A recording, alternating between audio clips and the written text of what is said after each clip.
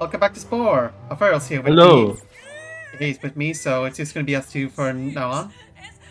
Anyway, so the civilization stage is a slightly bit different from the other stages. As depending on the path you've taken, you have different ways of fulfilling your goal, which is taking over the world.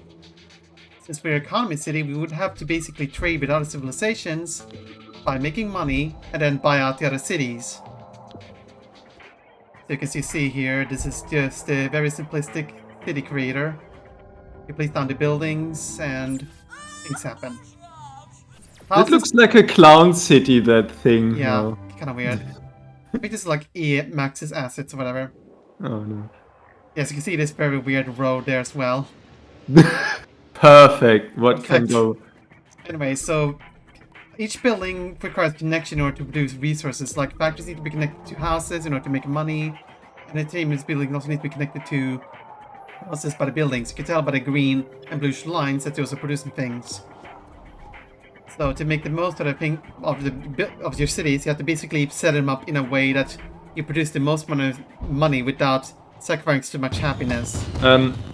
Does only the overall amount of buildings or the ratio thereof matter, aka you don't have too many factories, or does the connection between the buildings matter a lot? Well, as long as you have enough happiness, it doesn't really matter how many factories or whatever you have. Because you have less happiness, people won't produce as much, and they can sometimes it's easy for other cities to take them over as well. Okay, because it looked almost a bit like this district system from, like, let's say Civ 6, like, oh, you have to have this building next to the other one, but I guess it just looks more complicated than it is. It's not that complicated. You just have to connect cities and place them at good push points. Ooh, anyway, you got the jet. So now we bought this city out. and it's actually a harbor city, so we can actually build ships of it. Only cities built next to water can do so. Since the economy cities can only build economy buildings. If we take over another city with another ideology, like a military religion, we can build those buildings as well. If we keep it as their ideology. So I'm able to show off what it's like to take over cities with other ideologies as well. So we're able to show everything in here. So you can just have like all the units if you don't convert them or something. Yeah, exactly. Oh. So if you just want one single unit, you can just convert it to your own city. I guess it only matters for this phase of the game and not later on. It doesn't matter later on. Oh. Because in the end, your goal is to take over the entire planet. Oh no, plot twist. So economy is basically just trade with people, get them to like you by giving them gifts until you earn enough, trade enough that you can give them an offer of money. You have to give them a good amount of money. If you give them too little, then you have to start all over. Oh no. So this guy doesn't like us, so we just bribe him some money and then we can trade with them. And being able to trade is important for us to be able to take over cities as an economy building. I guess as time goes on, you get a better feeling for how much you can give them to get the city, right? Yeah, they generally demand more the further along you get. But the more cities you have, the easier it is to make money and such, so it shouldn't be a problem. It's anything just how much time will take for you to do this. Oh, and if you zoom into the cities, you can actually see stuff happening depending on their ideology. Right there, they're having a little lottery here. In every color of the clown town or whatever that is. Yeah. Oh wait, that's not that. And also we just realized, oh yeah, they're wearing tribal garments, so might as well just dress them somewhat more properly. With of course top hats and lots of other nice Monopoly Man intensifies. Yeah. Steampunk Monopoly Man. Can you color the parts? Not really, without coloring the entire creature. Oh no. So not really, sadly. Imagine an entire civilization of Max Scrooges or something. Well, that's basically what these are going to be. This is how they're going to look like, all the citizens all over. Amazing. We're just looking at a military city, which is just guns and boom and everything. For the Emperor. Yep. Probably it's still a clown building as a city. Yeah, and I call this military those doofy buildings. It's amazing. And it's the religious one doing whatever the heck that is. Morning exercise, I guess. What the hell Camera is can be a bit going on? wonky, but yeah. I thought that one in the left had like his head completely upside down or something. But we just behind the other guys, so never mind. And a piece of What? meteor for some reason. Ooh. I think it's like one of those visual Easter eggs you can find. And maybe you can see that in the creature stage as well, but who knows. So this guy actually didn't like our offer, so he told us to piss off. We have to start over with him. So that's wonderful. Punch him with money. That's what I believe we're doing. Okay, so this guy is actually being invaded by other cities, but we can actually buy him out before he gets invaded. Because nothing stops capitalism, like, I don't know. Amazing. Yeah. That's like the instant buy offer on eBay, but national scale. Anyway, so ignore the music just playing over itself. If you capture 4 cities, you unlock planes, which allows you to trade both in land and sea. They're a bit more expensive, but at this point, money shouldn't be a problem. This is also a military building, so we can show off what it's like to be as a military civilization. And of course, since we're being under attack, the game warns us about it. I guess you can immediately build up an army with so much But then the money. guys you stop attacking us, so it's like whatever. Oh yeah, because it's different faction. Yeah, it's kind of weird like that. Anyway, so military buildings, of course, shoot things and blow things up. In order for them to capture cities, they have to blow up all of the buildings and then attack the town hall. Once the town hall is captured, they'll take over the city. Pretty simple. I think I want to be in Clown Town again. This city looks depressing. Yeah. It looks like a more industrialized version of, I don't know, Nightmare Before Christmas Town or something. Oh no. And apparently you can also become allies with areas of other cities, and I think if you get friendly enough with them, they will simply convert to your side if you're powerful enough. I'm not 100% sure about it, but it's a thing that can happen. I have the impression that this game is really easy once you know the trick. It's very simple game until like space. It's very simple until you get like the space state, where you just must grind until you get the good stuff. Which we'll get into this next part. It sounds like Stellaris, but boring. Sort of. Okay. Bloody hell. It is fun to play around with the system and create stuff, and the adventures are also much fun, which you'll also get to check out later on. Okay. But now this is just how conquering city with military forces is like. And we shoot things with lasers, which is kind of cool in a way. I assume they escaped in their clown cars or something. You probably could just make a civilization with clown cars and everything. Yeah.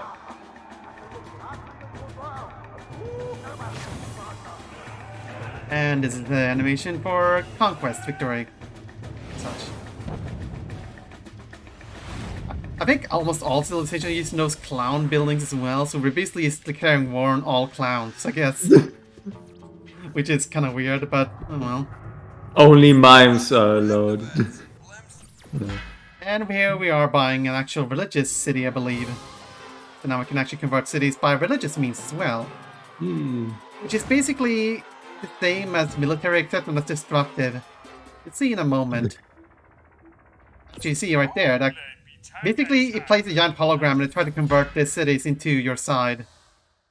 It will disable any entertainment buildings so that people will be unhappy and more likely to convert. While the other cities will try to blast you, of course. Yeah, I think I meant to cut this out, but I think something else is supposed to happen here. Oh no, this is the religious city, never mind. So here we can actually build with religious stuff.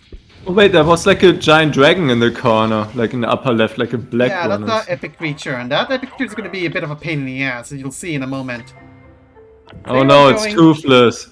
He was going to go ahead and just convert this city with religious means, to just shove it off.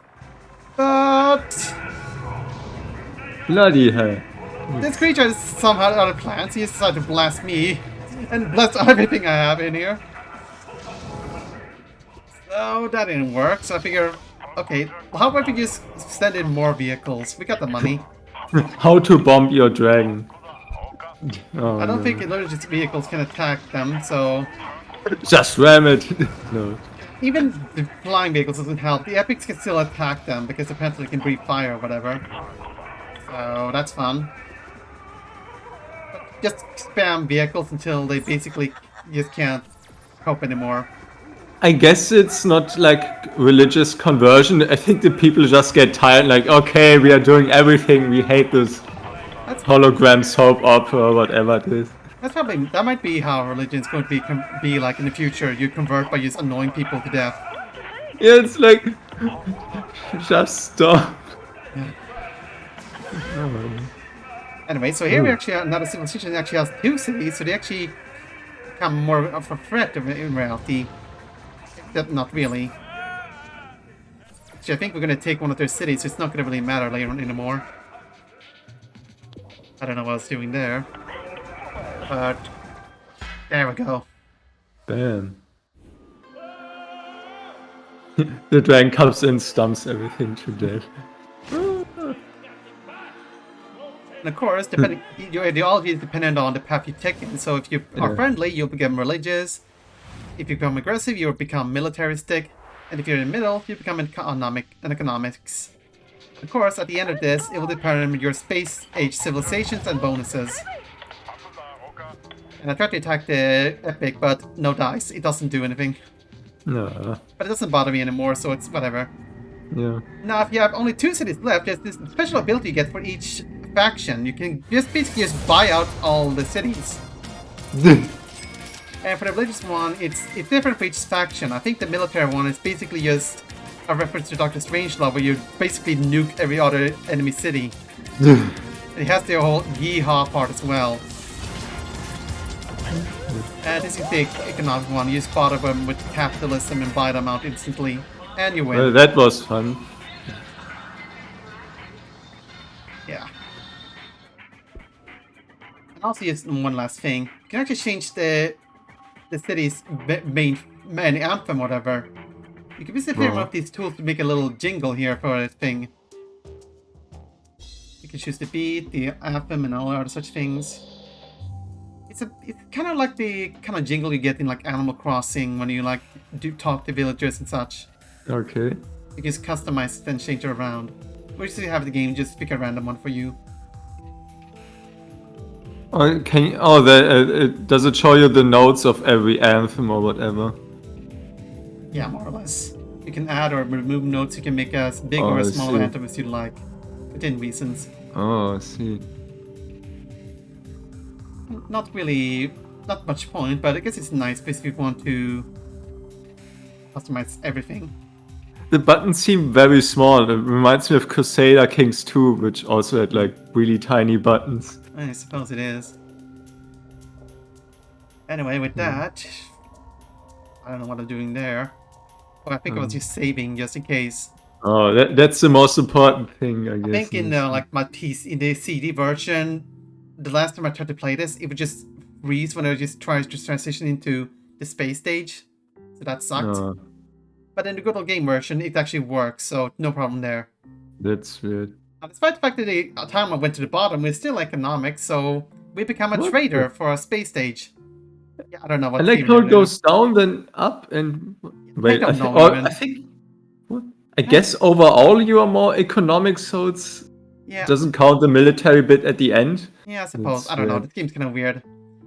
How to calculate? The formula breaks. Anyway, so after like 3 trillion years later, our creatures are basically going to go to space now. And have the clue. It looks like steampunk. That's just amazing. I don't know. Let's see. Timmy's first Kerbal Space program. And welcome to the last crater, this spaceship crater. It's just the vehicle crater like every other one, except you can craft a spaceship. But I figured, fuck it, I'm just gonna take the one I actually made from my previous playthrough and just use that instead. Yeah, it sounds like the best option. Which is just the classic UFO. Yeah. And welcome to the rest of the game. Space stage is by far the most longest and the most grindiest part of the game. And likely the last... And at this point the game just goes on until you get bored with it and just want to end the game.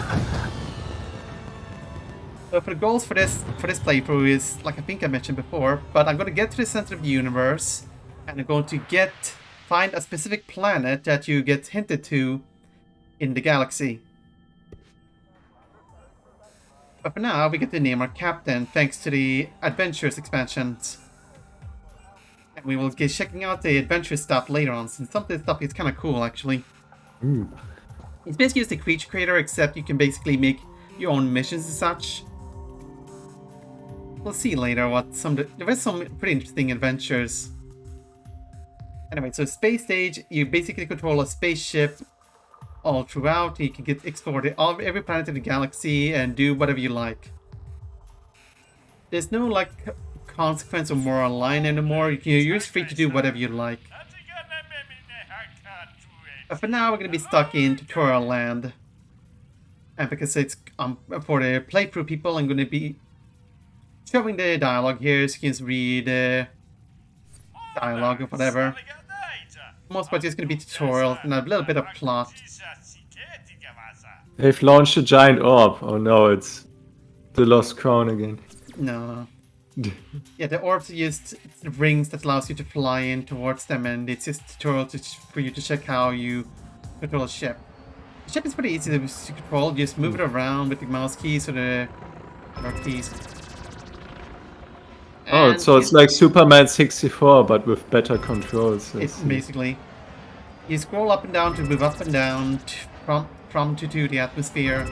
Ooh. It's pretty easy to control. But Yeah, it looks pretty practical, I guess.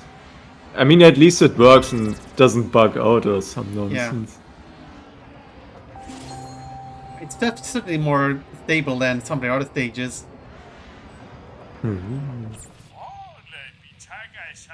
Now, there are opportunities to actually beam out of this ship later on, but those are part of the Adventures expansion. We'll be checking out some of the stuff, though.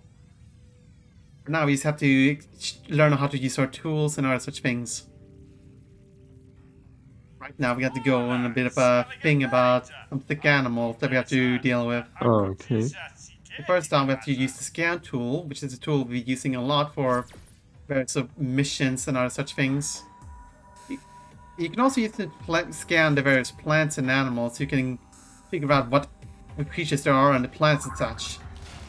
And then find them later on for your need. Since you can take plants and animals to other planets once you terraform them and stabilize the ecosystem there. Which makes them Does it matter which animals you take to the planet, or is it just enough animals and then it's okay? You just need one of each for each Terra score, which we'll get into that more into when we get into terraforming and such. I see. Basically, once you fill the planet with good temperature and decent atmosphere, you stabilize the atmosphere by placing down plants, and then you place down animals after that in order to ensure that there's a decent ecosystem and you can build more stuff for your colonies. Mud Dragon. And right now we're playing around with the tractor beam. And you have to be careful with the tractor beam, because if you let go in the middle of it, you kill anything you beam up. It doesn't matter if you have wings or not, it will die instantly. Same thing with beaming down, so be careful with that. I think I accidentally also beamed up some other stuff, which wasn't necessary. And then to beam them down, you just have to wait for them to land without dropping them early, or else you kill them. Like I demonstrate here. I have no need for them right now, so whatever. Oh, just get rid of them. Oh, no. There's no consequence to doing anything anymore unlike the other stages. You can just do whatever.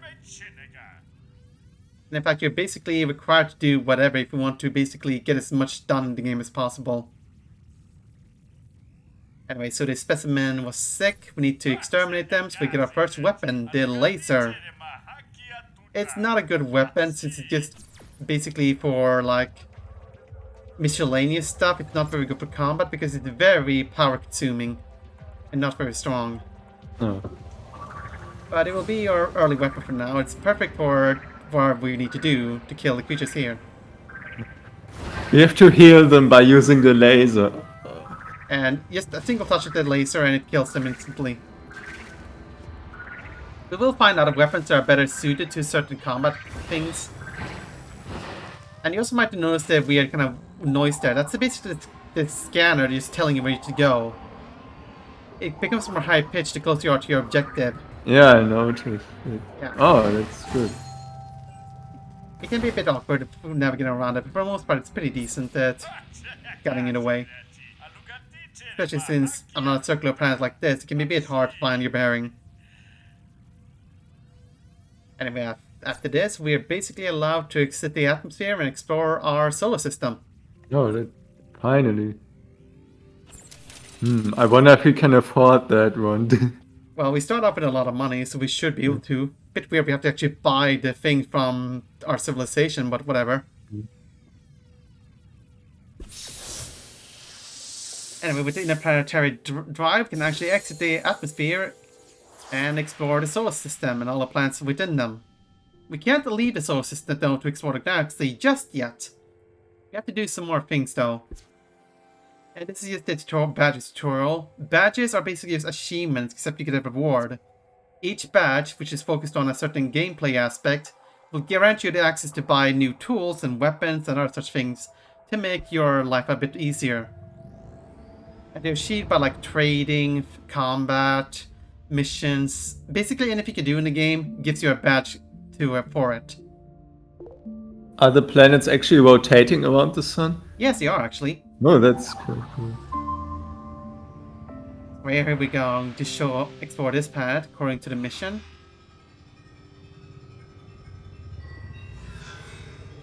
An idiot died.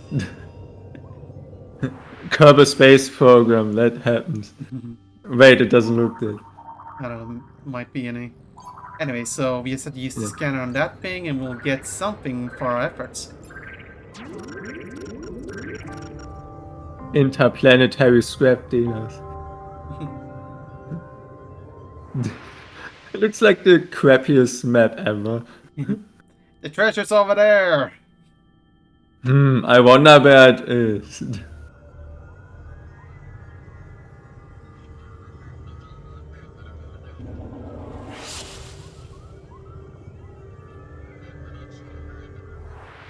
And with that, we got our interstellar drive. And now we can actually explore the entire galaxy once as much as we wish now. Ooh, finally. Yeah. Of course, you still have to do some more tutorial stuff so we can figure out what we need to do. And I'm going to be showing off as much of the tutorial as possible. Can you also accidentally fly in the sun or something? Yeah. No, I mean if... Okay, that's good. You only select the planets where you go to and the game controls it for you. You only have full control inside the planet. Oh. So now we can actually explore the galaxy, though our range is a bit limited right at the moment. We'll get better interstellar drives later on. First, however... Abandoned city, I guess. Random city, that's dead. So much for finding alien life, I guess. And a bit of the same deal. You scan it and we'll get some more plot instances. After I get some trouble with the controls. There we go. My god, it's exactly the same layout as our cities. More or less. Although let's see, it's a colony city, but yeah, basically that's going to be how our colonies are going to look, except not as broken. And then in the end you find Bill White or something. Like, I am your creator. Like, oh no. Anyway, so the Elder self-defense system is mentioning something about Grox, and it's now attacking us. Fortunately, we got a new weapon, which are missile launchers, which are excellent against other spaceships. They can only target other spaceships though, but they are much more energy conservative than the lasers and deal much more damage. I guess it's like anti-air stuff, so it's specialized. Yeah, basically what it is, anti-air. And laser is probably the general stuff, which just takes a lot to counter. Yeah, we also get later on weapons good for ground attacks and city attacks. But now we have to deal with the laser. And the missiles, which is a much better weapon. And yes, we know there's a regular signal there. That's our home planet, dummy. Oh, it's again our own planet. Yeah. Yes, people getting tired. Like, yes, we are your home planet. Yeah. I don't know, the tour's a bit weird here. Yeah. I suppose it's for like if you explore the galaxy and find, oh, there's something over there. There might be sentient life there. Because the blue like radio waves you get when you hover over a galaxy indicates there's a sentient being in there with space technology. And the yellow one means there's something else of interest there. So now we get the option to either just continue with the tutorial or just do our own thing. It is a good idea to do the tutorial though, because you get rewarded with money, and money is going to be a bit hard to come by. So the only way you're going to be able to make money is to either find artifacts, which is very hard to find and a few far between, or trade spice. You might have noticed that we were basically, you may have noticed the various geysers in the civilization stage and such. Yeah. Those are spice geysers, and those are basically our means of revenue. We get spice from the various colonies, and then sell it to other space aliens in order to make money. I guess it's a bit boring or difficult because you said it's good to do all the tutorial stuff for the money. It's good because you get some free stuff and you get some. It basically makes it easier to start up the game, unless you start. Because you basically get free tools, free colonies and such. Which it's a good idea to do so. But it is kind of time-consuming, though. Getting started with the game is kind of time-consuming since you basically have nothing.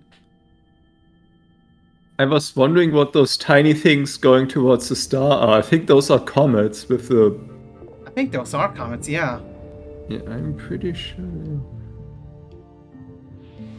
Anyway, so here's a planet which knows Terra Spore, so it's technically uninhabited, but we can still place a colony here. And we can't harvest any spice from it yet, but once we increase the Terra score, which we'll be able to do later, we can harvest spice from this and sell it for later. You need to place a colony in near a space geyser. Since there's no space geyser in the planet, you can't colonize it, period. And there we go. Oh, it's some air bubble, but I think how some regular house, I mean, overgrown. Yeah, it's basically just your town hall. Annoying thing is though, it doesn't remember what buildings you put for like the houses and industry and such, so... But that's not a problem right now because the Terra score is low, we can't build anything else. We need to improve the atmosphere in order to be able to build stuff. So for now, this is just another dead weight where people can live in. With big air quotes. I thought I edited this bit out, but oh well.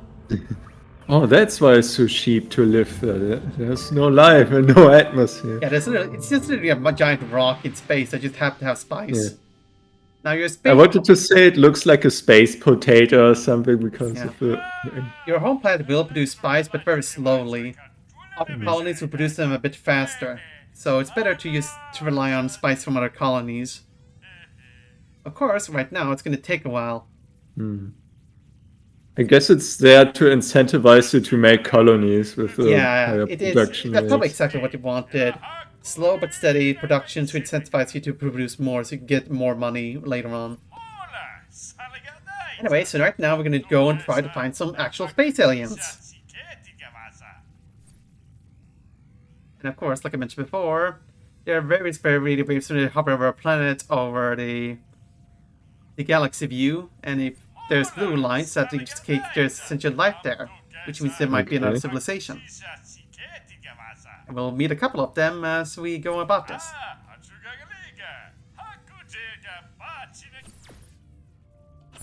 Well, I also forgot, you can also repair and recharge your energy free in your home colony. Other places will cost money. A bit cheaper in your own colonies, but only your home colony does it for free. As you can see here, there's a limited range to where we can travel. So we need to basically sun hop for a bit in order to get to our destination. Okay. I have a question. So about... I think in the earlier stages you can also get visited by aliens. I wonder if those aliens can recognize you later on or something when you visit them. I don't think so. Okay. I do know you can actually ascend other alien species with like in civilization stage or tribal stage. There are tools later on you can do so. What the heck? Anyway, here's an actual creature actually made, I think, during a couple of sessions I did before. Anyway, so each civilization has a different personality, so I think these are sciencey, so they're pretty peaceful and all about research and such. Basically, they won't really be invading other civilizations, you don't have to worry about any diplomatic problems with them. They're not the most friendly, as you might have to take some time to befriend them before you can actually do stuff with them. It looked like a combination between Wall-E, Wolverine, and a dragon. That's amazing. Well, I did make it, so that gives you the idea of what kind of person I am. Yeah. And of course, you always have a universal translation device, because why not? The babelfish. Like every single space thing always have like a universal translator, because it's apparently not that hard to do. I don't know. It's just language. It's just language. Linguists will be pissed off. I don't know. I just figured that probably would be much harder to develop than just, oh, we just have to have a universal translator. No problem. Yeah. Oh, I think this episode is almost over. Yeah, I'm just getting started with the trading, which is just going to sell the spies to various aliens. So we're running out of time, so we'll check that out later. Okay. Anyway, Till next time then. Anyway, so just a bit before we end, a bit of thing of the space stage. I'm going to show off as much of the game as possible, so I'm just going to show off how everything works, how terraforming works, how trading works, and other such things. Once I've done that, I think I'm just going to cheat and just quickly get all the good stuff so I can show off the center of the galaxy and some other bits before we end the LP. Because I have no interest in just grinding through stuff forever. Because once you get the idea, there's nothing else to do. Yeah, I guess there's only so much you can show, or otherwise it gets boring. Yeah, it just gets repetition, and it's not really interesting to showcase. So you'll get to see me play around with cheats. Anyway, that's all for now. See you later. Okay.